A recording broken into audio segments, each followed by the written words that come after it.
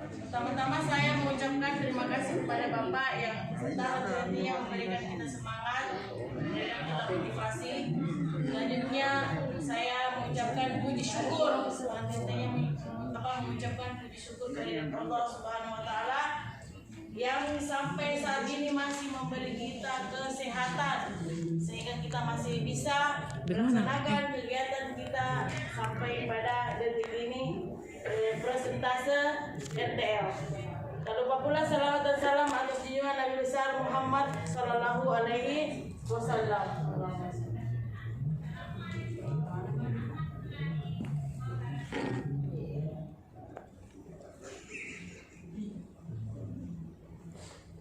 Baiklah, saya akan memaparkan pelaksanaan rencana tindak lanjut kegiatan rencana proyek kepemimpinan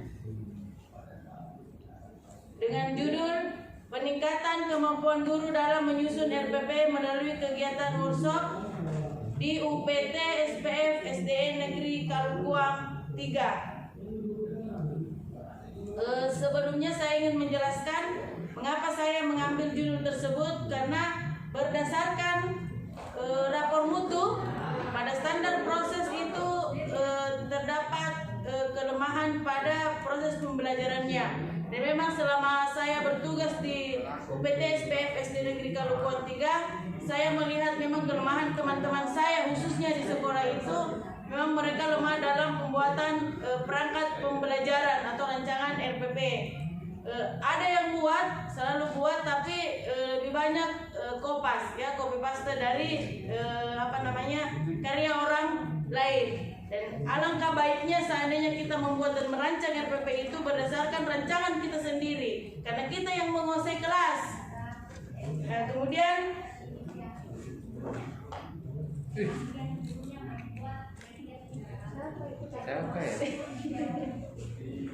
ini sudah diedit. Jadi 4 tahapan pelaksanaan diklat calon kepala sekolah. Yang pertama on the job training 1 di SD 1, kemudian 3 on the job training 2 dan di ST 2.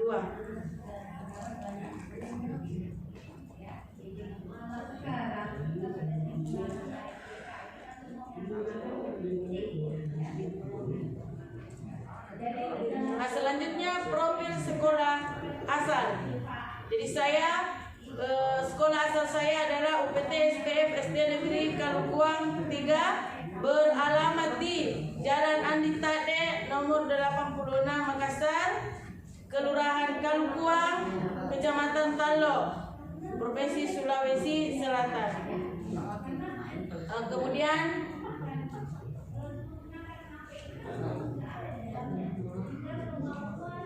visi sekolah saya adalah sekolah ideal yang menghasilkan lulusan berkualitas dan peduli lingkungan. Dan alhamdulillah UPT SPF SD Negeri Kalukuang 3 tersebut sudah berada pada tahap adiwiyata menuju nasional, dengan SNP juga menuju standar nasional pendidikan. Selanjutnya misi sekolah saya adalah mengupayakan pengintegrasian iman dan takwa serta kepedulian terhadap pelestarian lingkungan hidup dalam semua mata pelajaran. Kemudian melaksanakan pembelajaran dan bimbingan pakem sehingga siswa berkembang secara optimal sesuai dengan potensi yang dimiliki.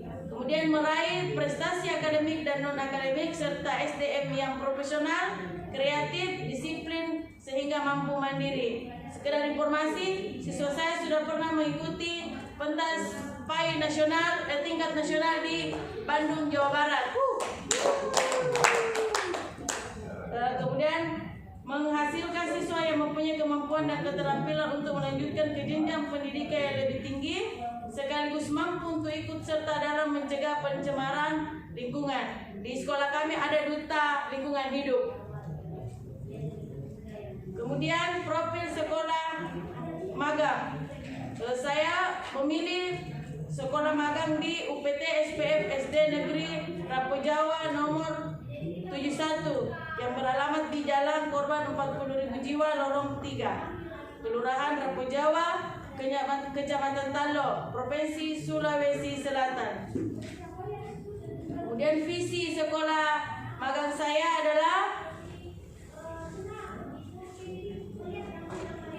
terwujudnya insan beriman, bertakwa, kompeten, berkarakter, dan peduli lingkungan. Sayang sekali karena sekolah tempat saya magang belum sama sekali ikut Adiwiyata. Dan mudah-mudahan nanti kalau terpilih jadi kepala sekolah, saya yang akan ikutkan.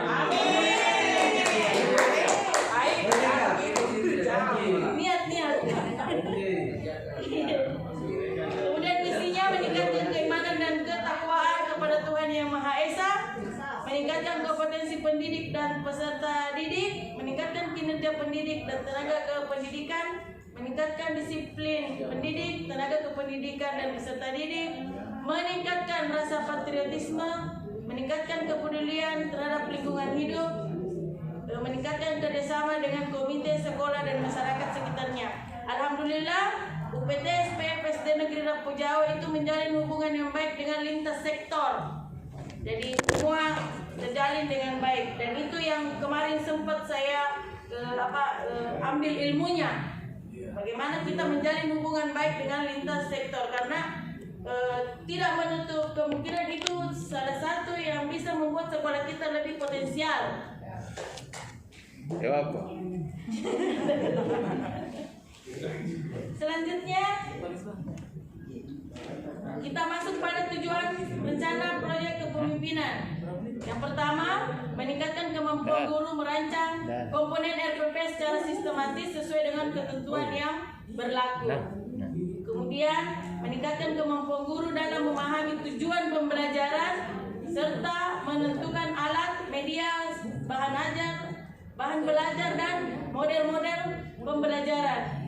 Selanjutnya, meningkatkan kompetensi calon kepala sekolah dalam melaksanakan tugas, yaitu kompetensi kepribadian, manajerial, kewirausahaan, supervisi, dan sosial. Kemudian terakhir, untuk pencapaian student well-being dan meningkatkan prestasi peserta didik dalam kegiatan pembelajaran. Langkah-langkah kegiatan siklus 1. Monitoring. Yang pertama, persiapan. Jadi sebelum melaksanakan kegiatan proyek kepemimpinan, saya melakukan koordinasi dengan kepala sekolah, menjelaskan bahwa titik lemah teman kita di sekolah ini adalah seperti ini. Jadi perlu dulu, buat apa kita membuat media macam-macam yang cantik-cantik, yang bagus-bagus, kalau komponen pembelajaran kita tidak hafal. Betul. Kemudian bersosialisasi dengan warga sekolah. Jadi saya 3 hari melaksanakan koordinasi dengan kepala sekolah. Setelah melaksanakan koordinasi dengan perhitungan yang matang, saya memaparkan, dibantu dengan kepala sekolah sebagai kepala UPT, bersosialisasi dengan warga sekolah, tepatnya pada hari Sabtu setelah kita melaksanakan Sabtu bersih. Kemudian membentuk tim kerja. Jadi tim kerja itu dibentuk pada waktu sosialisasi itu juga. Kemudian membuat panduan apa-apa yang akan kita laksanakan, dan membuat daftar hadir dan undangan untuk narasumber, undangan untuk kepala sekolah, dan undangan untuk peserta workshop. Selanjutnya pelaksanaan. Pelaksanaan workshop tetap mengikuti protokol kesehatan yang ada, diawali dengan pengecekan suhu tubuh. Jadi ruangan tersebut kami setting bagaimana baiknya, karena kami dekat sekali dengan masyarakat. Jadi sedikit saja salah bisa menimbulkan langsung viral di media sosial. Jadi diawali dengan pengecekan suhu tubuh dan registrasi, kemudian dilanjutkan dengan pembukaan oleh protokol, sambutan kepala sekolah, sekaligus membuka acara workshop dan presentasi dari narasumber. Langkah-langkah kegiatan siklus 1, monitoring evaluasi. Selanjutnya yang ketiga adalah monitoring evaluasi, menyusun program MONEP, menyiapkan instrumen MONEP, melaksanakan MONEP, menganalisa data hasil MONEP, dan menyusun laporan MONEP. Refleksi dan tindak lanjutnya adalah berdasarkan hasil monitoring dan evaluasi menunjukkan persiapan berjalan dengan baik, tapi pada tahap penyusunan masih ada peserta yang belum mampu membuat RPP karena masih kurangnya pengetahuan tentang IT, terutama di sekolah saya itu kasihan orang guru PNS yang sudah mau pensiun, ya sudah menjelang masa purna bakti. Alhamdulillah membuka dan menutup laptop sudah bisa, tapi merancang pembuatan RPP, jangankan mereka, kita saja masih muda-muda, masih kebingungan. Termasuk saya sendiri yang perlu belajar selanjutnya. Kemudian karena masih kurangnya pengetahuan tentang IT, maka untuk memperbaiki kelemahan dari hasil kegiatan siklus 1 sehingga dilaksanakan kegiatan siklus 2.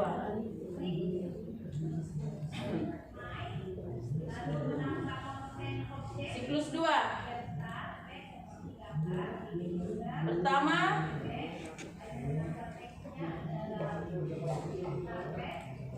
persiapan, kemudian pelaksanaan. Pertama, tetap pada fase persiapan tetap konsultasi dengan kepala sekolah, kemudian menyusun rencana kegiatan, kemudian mensosialisasikan rencana kegiatan kepada semua guru, terutama yang menjadi peserta pada siklus 1, khusus pada titik lemah yang ditemukan pada MONEP siklus 1.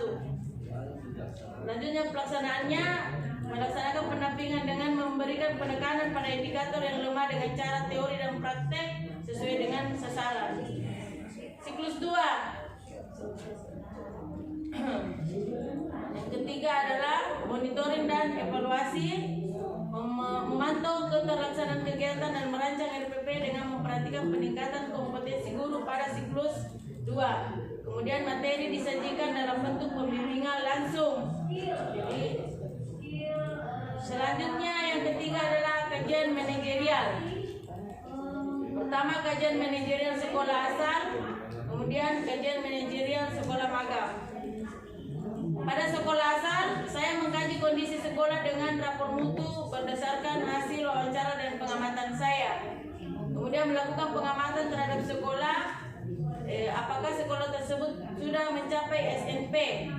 Untuk di sekolah magang, sesuai dengan rapor mutu sekolah magang, yaitu sekolah tersebut telah menuju capaian SNP dengan rata-rata 8 standar, sudah menuju SNP. Ini untuk tahun 2019, tahun 2020 belum update. Persiapan peningkatan kompetensi, capaian hasil AKPK, kompetensi, skor, kepribadian, manajerial, kewirausahaan, supervisi dan sosial. Selanjutnya, tujuan PK yaitu mengidentifikasi bagian-bagian kompetensi yang dikuasai oleh calon kepala sekolah yang ditunjukkan melalui pengetahuan dan pengalaman. Langkah-langkahnya adalah persiapan, kemudian pelaksanaan, kemudian hasil. Persiapannya, saya melapor ke sekolah magang, kemudian menyusun instrumen kompetensi kepala sekolah, menetapkan jadwal kunjungan, menyusun list pertanyaan tentang pengetahuan dan keterampilan kepala sekolah. Pelaksanaannya melakukan wawancara tentang program-program sekolah yang inovatif, khususnya pada hubungan manajerial dengan lintas sektor. Hasilnya, insya Allah mampu mengembangkan kompetensi kepala sekolah sehingga mampu melaksanakan semua program dengan baik.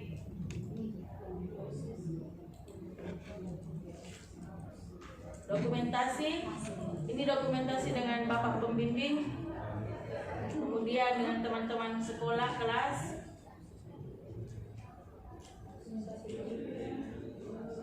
Ini kegiatan workshop siklus 1, peserta workshop, kemudian pada siklus berikutnya 2,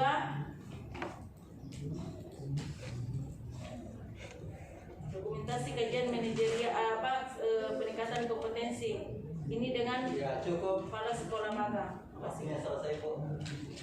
Saya persilakan kepada. Saya kira demikian presentasi RTL rencana kerja tindak lanjut saya yang terdiri dari rencana proyek kepemimpinan, sajian manajerial dan peningkatan kompetensi. Saya memberikan kesempatan kepada teman-teman. Baik. Oh ya, Ibu Nurbayan, silahkan Ibu. Terima kasih atas kesempatan yang diberikan saya terkait dari pemaparan tadi. Saya katakan banyak yang tidak mampu, orang tua, bagi yang tua itu. Jadi untuk selesainya bagi yang tua itu apakah dibikin kamu atau dia sendiri? Buat bisa dapat. Untuk solusi dari kelemahan teman-teman ya untuk membuat RPP, kami mengadakan waktu itu diberikan tugas untuk membuat RPP untuk tidak dibimbing dulu. Jadi mereka membuat tugas RPP tidak memakai IT, secara manual saja ditulis tangan. Setidaknya apa yang mereka buat itu senior kami yang membuat itu, setidaknya RPP yang mereka susun itu sudah sesuai dengan komponen-komponen yang ada yang sudah berlaku. Dan alhamdulillah satu orang guru itu guru kelas 1 itu sudah mampu membuat, walaupun mungkin belum mampu membuat secara mandiri, hanya menyontek. Yang jelas komponennya sudah benar, sudah sesuai. Saya kira itu Bu. Yang berikutnya yang kedua, Ibu Darmawati tadi yang sakit ya? Iya. Ibu Ade Udaya.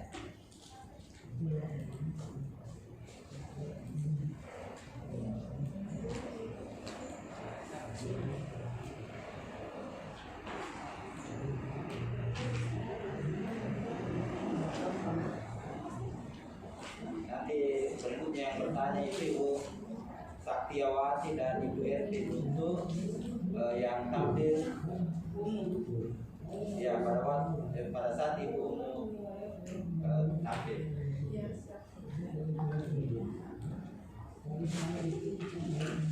RPP Bu ya, intinya ini RPP.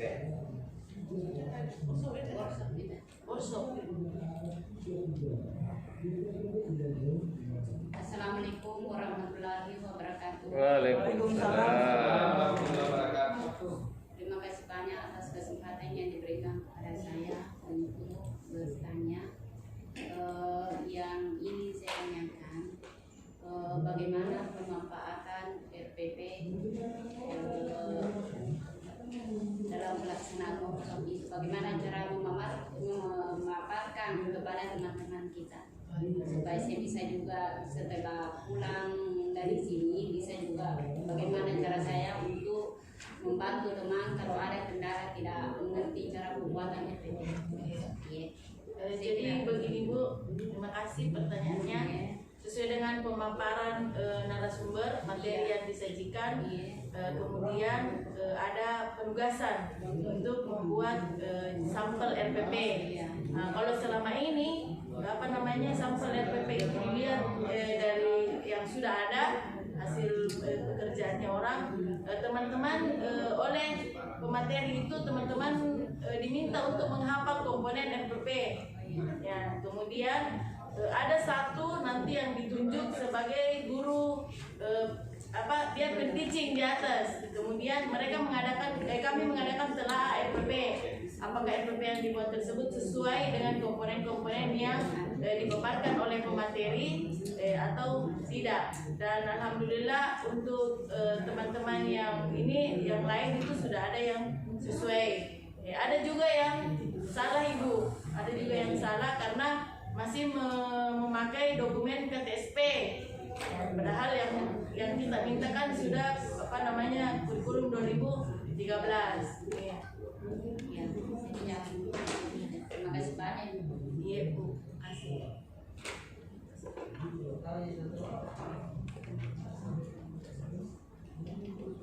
Ya. Ibu Ernawati, apakah memang beda KTSP dengan kurikulum 2013? Beda kita dari segi anunya. Beda, bisa dijelaskan? di dokumen KTSP Pak itu kan apalagi namanya tingkat ketentuan anunya itu kan dari KI apa kompetensi dasar sudah berbeda. Kalau di 2000 kurikulum 2013 itu kan ada kompetensi inti, kemudian kalau yang di KTSP itu masih ada standar kompetensi. Nah, kalau di apa namanya di 2000 kurikulum 2013 itu KI dan KD untuk komponen anunya Pak kemudian capaian indikatornya juga. Selesai. Jadi begini, memang kadang info itu tidak nyambung kalau tidak dulu saya. Ya. Jadi ini KTSP dengan kurikulum 2013. Jadi yang ibu maksudkan itu bukan KTSP, yang dimaksudkan itu adalah kurikulum berbasis kompetensi. KBK. Ya, KBK 2006. Iya, 2006 dan kurikulum 2013. Jadi kurikulum 2013 juga itu KTSP, Bu. Bedanya KTSP dengan KBK itu kalau KBK itu ada namanya dokumen 1, dokumen 2, dokumen 3 itu bilang fisiknya, Bu. Jadi maksud saya Ibu nanti menjelaskan kepada guru. Jadi yang membedakan Ibu KTSP dengan kurikulum berbasis kompetensi. Kurikulum berbasis kompetensi dengan kurikulum 2013. Kurikulum ini kalau KTSP itu berdasarkan kurikulum berbasis kompetensi, maka 3 dokumennya. Dokumen 1, dokumen 2, dokumen 3.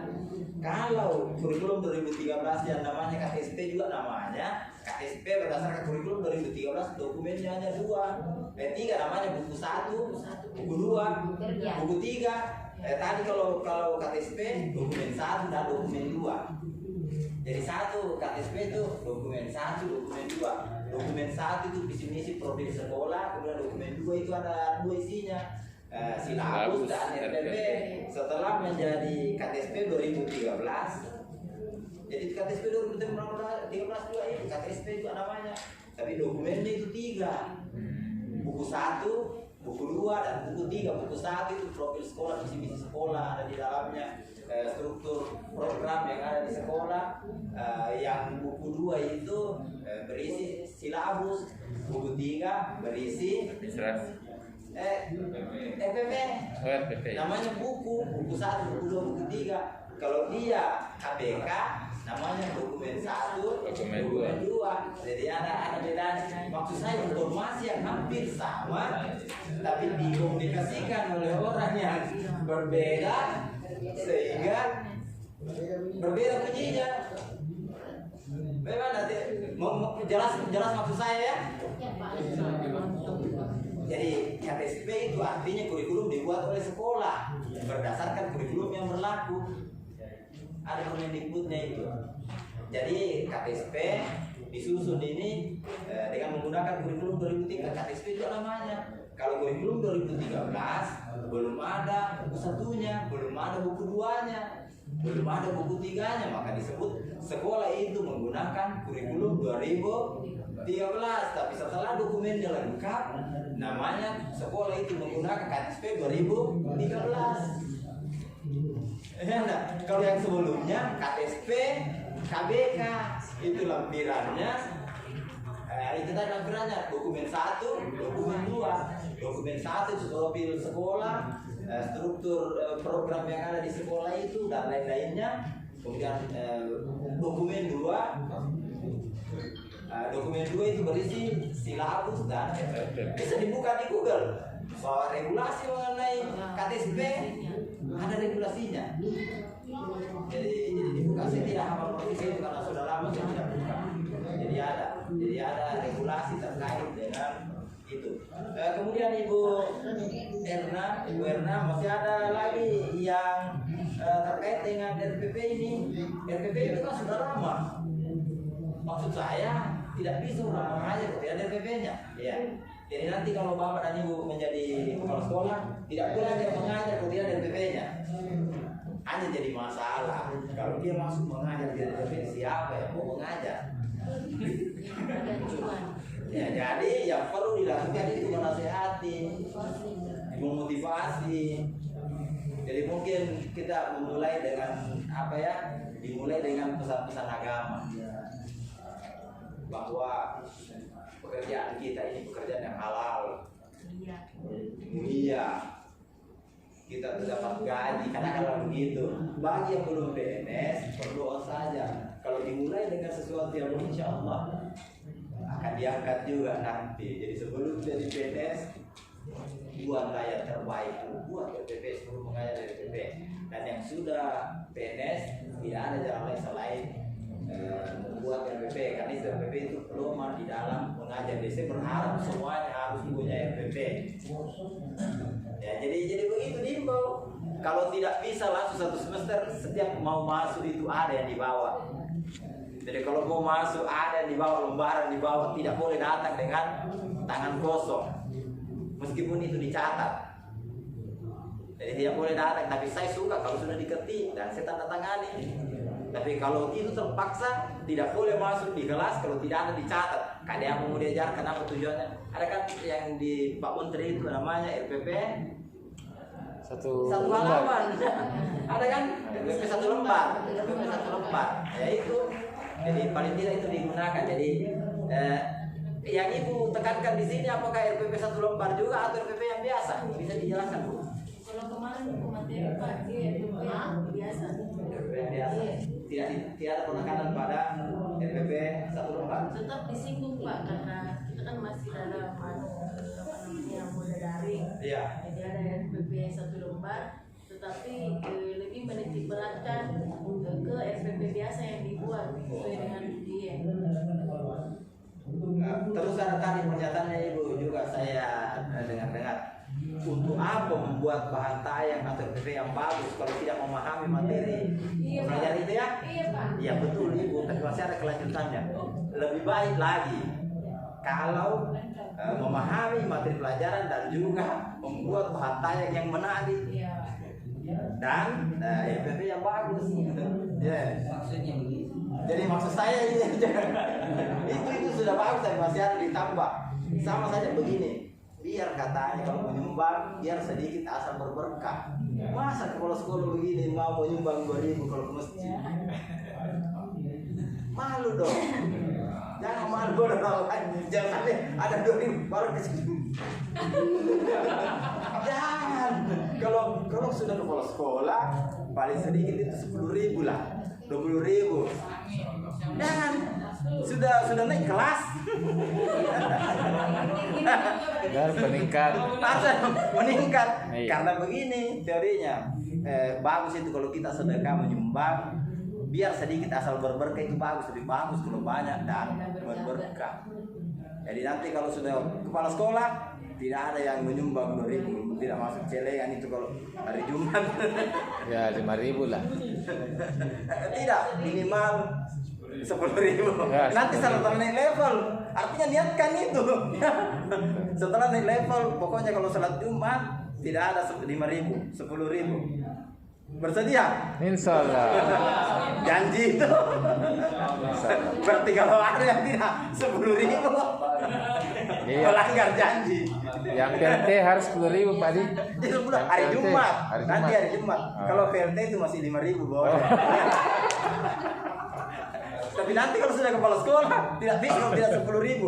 Setuju dengan saya? Setuju. Uang kan dibawa mati. Iya betul. Yang itu yang dibawa mati, katanya begini kan, uang katanya tidak dibawa. Siapa bilang? Uang kalau disumbangkan itu dibawa mati. Betul. Jadi makanya 10.000. Jadi pokoknya nanti kalau mau ke masjid langsung 5.000. Pak Samsulala bilang. Saya sudah janji 10.000. Kalau tidak ada 5.000, kalau tidak ada 10.000, 20.000 boleh. Ya. Tapi tidak boleh hanya. Kenapa? Karena di masjid kecil yang datang itu ada kepala sekolah, ada di antaranya itu yang tidak cukup karena sekolahnya masjidnya kecil. Jadi diketahui itu berapa jumlah uang 20.000 di situ. Ya paling banyak itu uang 2.000. Berarti dari sekian banyak orang ada beberapa di antaranya yang uang 2.000.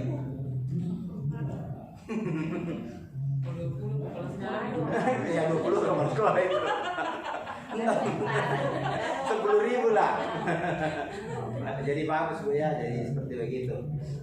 Terus satu lagi apa yang paling menarik di sekolah Zion ini yang rupanya cocok diterapkan, ya bukan Zion, di sekolah Rapo Jawa. Rapo Jawa. Rapo Jawa ya, Zion tadi. Di SD Rapo Jawa ini yang menarik, yang bisa diterapkan di sekolah sehingga nanti ketika ibu menjadi kepala sekolah itu akan diterapkan baik diadaptasi maupun diadopsi secara umum. Silakan. Yang pertama Pak, yang saya sempat tangkap dari pembicaraan saya dengan kepala sekolah. Yang pertama, kepala sekolah di SD Rapo Jawa itu dia tidak pernah sama sekali ingin mempersulit guru-gurunya. Kemudian tidak menekan, tidak terlalu menekan, tapi lebih kepada membimbing seperti orang tua kepada anaknya.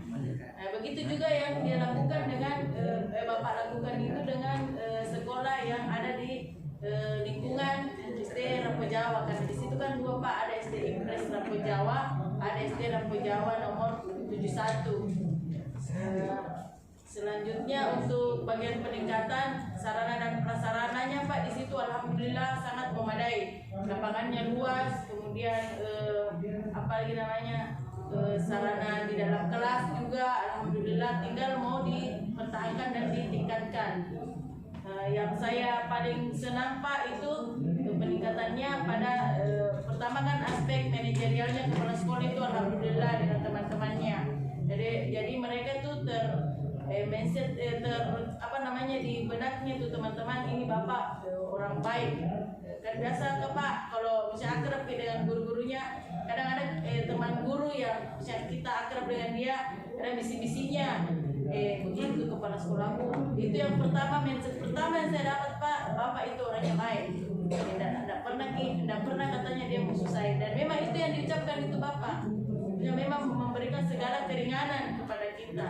Nah, dari kami Mami bagaimana cara memproses hal tersebut. Kemudian hubungan dengan masyarakat sekitar situ Pak sangat luar biasa, sangat baik. Jadi masyarakat yang ada di sekitar SD Negeri Rapo Jawa 71 itu sangat antusias. Malah ada satu warga itu yang rela menjadi membersih-bersih di situ Pak setiap hari, karena mungkin hubungan dia dengan kepala sekolah itu terbina dengan baik. Nah, jadi itu yang sempat saya ini Pak, karena kadang ada kepala sekolah juga terlalu arogan kepada teman-temannya atau kepada masyarakat di sekitarnya. Saya kira itu Pak. Iya, terima kasih. Diakhiri Bu. Demikian presentase singkat saya. Lebih dan kurangnya mohon dimaafkan. Apabila ada yang benar itu datangnya dari Allah, yang salah itu datangnya dari saya. Terima kasih. Wabillahi taufiq wal hidayah. Wassalamualaikum warahmatullahi wabarakatuh. Waalaikumsalam. Beri tepuk yang gemuruh. Mantap. Ya, satu lagi sebelum kita istirahat. Pak Kadarisma. Ibu. Oh.